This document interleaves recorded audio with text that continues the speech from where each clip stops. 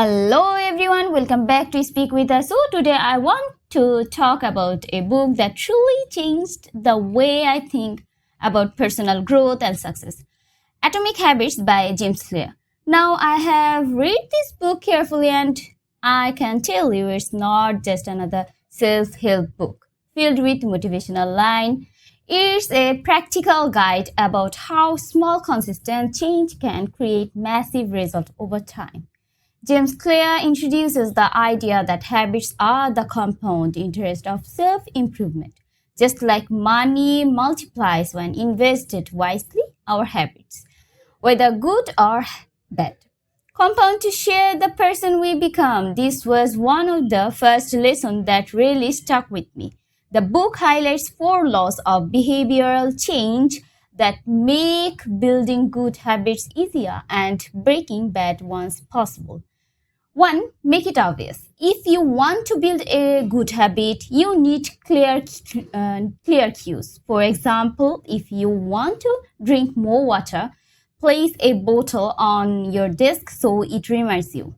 Make it attractive. Pair the habit with something you enjoy, like listening to music while exercising.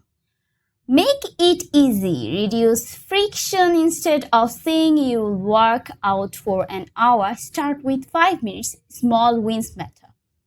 Make it satisfying.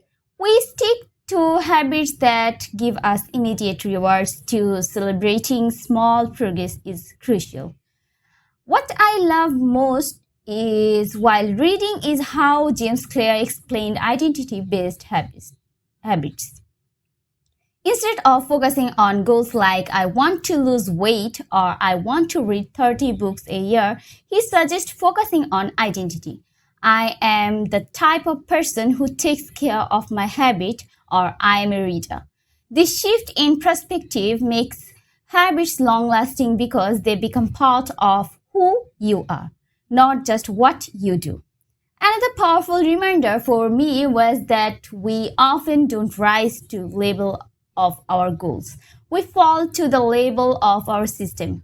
Meaning successful isn't about motivation alone, it's about designing an environment and a system that makes good habits natural and bad habits harder.